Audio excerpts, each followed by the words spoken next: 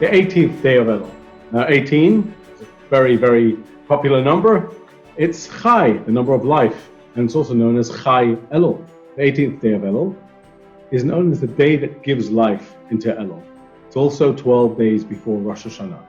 Many words in the English language are used to describe Hebrew or Jewish concepts, yet the language that we use is actually written for Christian terms or other terms. So pray, which has connotations of begging, is used to describe tefillah, which means to connect. And repentance is used to describe teshuvah. Now repentance and teshuvah have very, very different meanings. Repentance is a lot of guilt and shame in those connotations, and teshuvah means to return. So it's not really a perfect translation. I'm not suggesting that there's anything wrong with repentance per se. Repentance means realizing you've gone down the wrong path and correcting yourself. We all make mistakes in life and we steer back.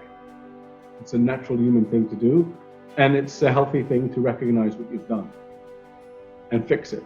But teshuvah is much more profound than repentance. Teshuvah means returning to your true self. See, at the core, each one of us is a piece of the divine.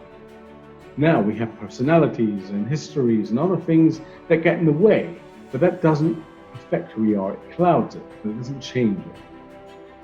Imagine you're walking in the street and you see terrible clouds in the sky, massive storm falling. You go into a plane. The plane takes off and you rise above those clouds. Now, no matter how strong the storm is below, the sky above is always pure and blue. The same thing is us. We have these actions that we do. We have these thoughts, these things we say. But as Kabbalah explains, these are just garments of the soul. They are not the soul. They're not who we really are. It's like clouds that are in front of us, but it's not who we really are. So teshuvah is not just about clearing up the clouds, but it's about actually returning to who you really are. Now, obviously, you can't just wax lyrical about the soul while ignoring the bad, wrong things that you've done. You've got to face them. But that is only step one. Step two, the most important step, is recognizing who you truly are. And that true you is the divine image of who you are, the divine spark keeping you alive. And you can return to that. Ask yourself today, how much of you is an expression of your true self?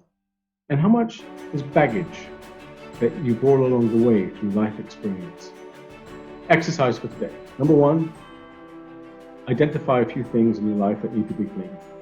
Number two is identify a few areas of your life that really reflect your true essence, true you.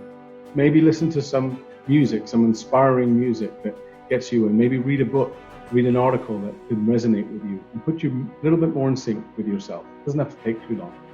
See you tomorrow for Elul 19.